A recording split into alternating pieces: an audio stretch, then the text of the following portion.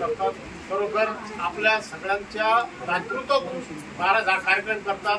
मध्यंतरी कोरोना काळ आला, आपण सगळे घरामध्येच होतो, कोणी घराच्या बाहेर पडत नव्हतं. कारण आमच्या महाराजांना या चिमुकल्याच्या पोटाची चिंता होती.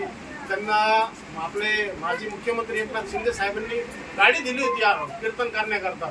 त्यांनी ती गाडी विकली आणि ते आलेल्या पैशामध्ये या मुलाचा प्रपंच चालवला. असा माणूस म्हणतात ना, असूनही मी अनाथ झालो, अनाथांचा नाथ. हे स्वतः अनाथ आहे, हे लक्षात घ्या. हे अनाथ असून या सगळ्यांच्या अनाथांचे बाप झाले. सगळ्यांना आई वडिलाप्रमाणे सेवा देतो. फार एक मुलगी तर तुम्हाला सांगतो, त्या आईने तिच्या डोक्यावर गरम तवा ठेवला होता. अक्षरशः पुढे पडले होते. महाराजांनी तिला आणलं, तिचे डोके साफ केले, पुढे काढले, डोक्यातले औषधोपचार केले आणि त्या मुलीला बरं केलं. हे कितकं कोण करू शकतो? आपण आपल्या एखादा घरात म्हातारा असला, तो जर आजारी पडला त्याच्यावर दुर्लक्ष करतो, काय रोजची कटकटे म्हणतो.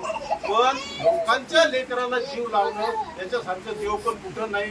खरं देव कुठं असतो तर मला वाटतं देव या आश्रमातच देव असतो. हा देव आपल्यातच असतो. महाराजांनी अतिशय चांगलं कार्य केलं आणि आपल्या सर्वांचं, ताईने सांगितलं, तुम्ही इथून पुढे प्रत्येक वाढदिवस असेल, कार्यक्रम असेल, आश्रमात तयार एकदम चांगला निर्णय घेतला आपण. कारण महाराजांनी हे मुलं कशाच्या जीवावर सांभाळतात तर आपल्या सर्वांचे दातृत्वावर ते महाराज एवढं मोठं पाऊल उचलतो. त्यांच्याकडे काय ते फाटके तुटके तुम्ही पाहिलं, त्यांचा बंधू पाहते ज्ञानेश्वर माऊली, काय वय आहे त्या माणसाचं. आपलं ह्या वयात सुद्धा आपल्याला ज्ञानाचे बाळासाहेब काय करावं काय नाही. आणि यांचे वय काय आहे, यांचे वय पाहता यानं एवढा मोठा निर्णय घेतला, एवढं मोठं धाडस आहे. आणि याच्यातून यांना काय मिळणार आहे? काहीच नाही मिळणार. फक्त समाधान मिळणार की आम्ही सेवा केली. या पलीकडे यांना काय मिळणार आहे? पण खरोखर ते मन लावून लहान लहान मुलांची सेवा करतात. लहान मुलांचं काय नसतं गो, अग्न मुतण्यापासून औषधोपचार असं. आता डॉक्टर येऊन गेलं बरोबर, फार वया, पुस्तकं, शाळा सगळं. आणि 4 मुलं 11 4 मुलीचे लग्न केलं. आणि हा माणूस सतत भीक मागत असतो. गुन्हा करता या चिल्या पिल्या करता. मला द्या गो, माझ्या तुम्ही जर दिलं तर चिल्या पिल्याचं पोट भरेल. असे खरोखर कृष्णानंद महाराज त्यांचं कौतुक करावं तेवढं थोडं आहे बाळासाहेब. आपण सर्व पत्रकार मिळून देखील संदीपराव त्यांच्या पाठीशी कायम उभं राहायचं. त्यांचे कोणाचे वाढदिवसाचे हॉटेलमध्ये ना करू, तुम्ही इथं येऊन करा, तुम्हाला त्या हॉटेलपेक्षाही जास्त समाधान इथं लाभल असं मी प्रत्येकाला सांगत असतो.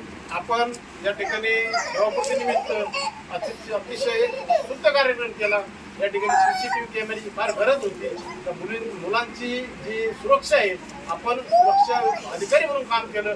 त्यामुळे सुरक्षाची काय गरज असते आपण जाणीव ठेवून या ठिकाणी CCTV कॅमेरे दिले. मी आश्रमाच्या वतीनं आपल्याला धन्यवाद देतो. आपण त्या किमतीपेक्षाही अनमोल वस्तू या आश्रमाला दिलेली, त्याबद्दल मी पुन्हा एक बार माझ्या देसाई परिवाराच्या वतीनं, पत्रकारांच्या वतीनं आपल्याला धन्यवाद देतो. आणि मी तुम्हाला धन्यवाद देण्यापेक्षा आमच्या दोन्ही वहिनींना धन्यवाद देतो की हे कार्य करायला तुम्हाला त्यांनी प्रेरणा दिलेली.